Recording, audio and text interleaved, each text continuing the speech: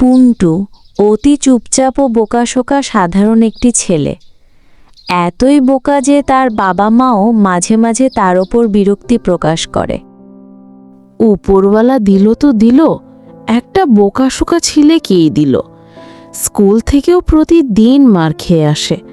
তার প্রতিটা বন্ধু অনেক চালাক চতুর, কিন্তু আমাদের ছেলেটা, উফ, একে নিয়ে কি যে করি। ঠিক বলেছ। পাড়ার প্রতিটা ছেলে মেয়ে তার চেয়ে বয়সে ছোট হলেও অনেক চালাক।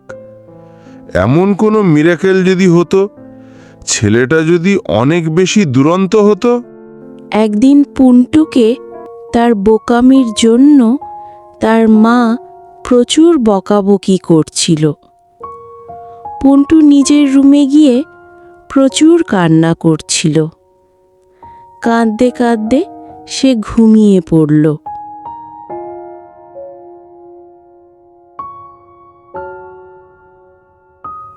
সকাল হতেই পুন্টু নিজেকে নতুন রূপে আবিষ্কার করল। এরপর শুরু হলো অন্য দিনের চেয়ে আলাদা রকম ঘটনা।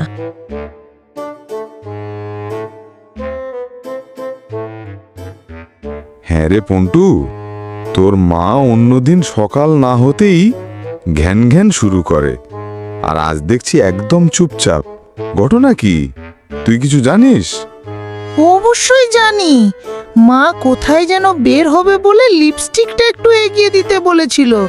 আমি ফেভিস্টিকটা দিয়ে এসেছি। তারপর থেকেই চুপচাপ। কেমন দিলাম বাবা? এবার শান্তি লাগছে না? এই বলে পন্টু নিজের রুমের দিকে চলে যায়, আর তার বাবা অবাক হয়ে তার দিকে তাকিয়ে ভাবে, ছেলের আবার কি হলো। বিকেলে পুন্টুর বাবা যখন সোফায় বসে পেপার পড়ছিল, পুন্টু তখন হঠাৎ এসে বলল, বাবা, তুমি নাকি ঘুষ খাও? আমার বন্ধুরা বলাবলি করছিল, আমি শুনেছি। শোনা কথায় কান দিতে নেই। তা আজ তো তোর রেজাল্ট পাবলিশ হয়েছে, শুনলাম তুই নাকি ফেল করেছিস। শোনা কথায় কান দিতে নেই বাবা। এই বলে পুন্টু গান গাইতে গাইতে নিজের রুমে চলে গেল। পুন্টুর বাবা অবাক হয়ে ভাবল, ছেলেটা হঠাৎ এত দ্রুত পরিবর্তন হলো কিভাবে। পরদিন সকালে পুন্টুর বাবা মা পুন্টুর পরিবর্তন নিয়ে আলোচনা করছিল। খেয়াল করেছ, পুন্টুর মধ্যে কেমন যেন পরিবর্তন হয়েছে। সেদিন বললাম লিপস্টিক দিতে, দিল ফেভিস্টিক। মুখ বন্ধ হয়ে যাওয়ায় কষ্ট পাচ্ছিলাম। আবার দুপুরে বললাম আমার গোসলের পানিতে বাগান থেকে কটা নিম পাতা এনে মিশিয়ে দিতে। নিম পাতার বদলে বিচুটি পাতা এনে মিশিয়েছে। শরীর চুলকাতে চুলকাতে অস্থির হয়ে গেছি। খেয়াল তো অবশ্যই করেছি, পাকা পাকা কথাও বলছে দেখছি। তুমি তাকে অনেক মারো, বকো, এজন্য না তো পরিবর্তন নয় তো। আমি তো তার পরিবর্তন ঠিকই চেয়েছি, কিন্তু এমন পরিবর্তন চাইনি যেটা প্রতিশোধ পরায়ণ হবে। আঙ্কেল, আঙ্কেল, পুন্টু আমাকে মেরেছে আর ওকে কামড় দিয়ে দৌড়ে পালিয়েছে। না, আমি চাইনি আমাদের ছেলে এমন হোক।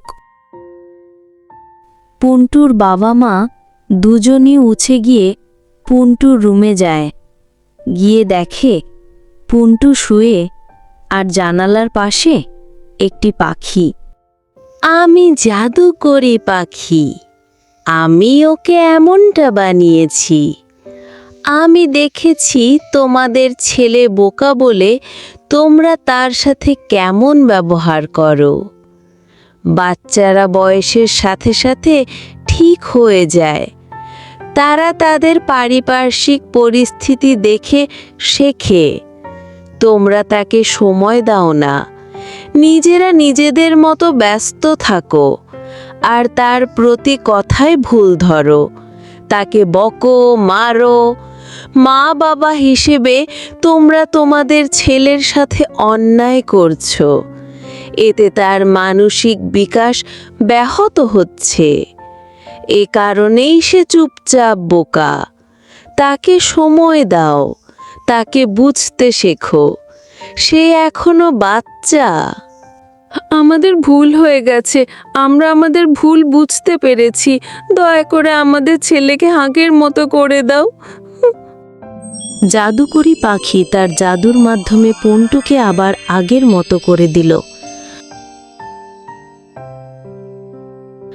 পন্টুর বাবা মা তাকে আদর করতে লাগলো।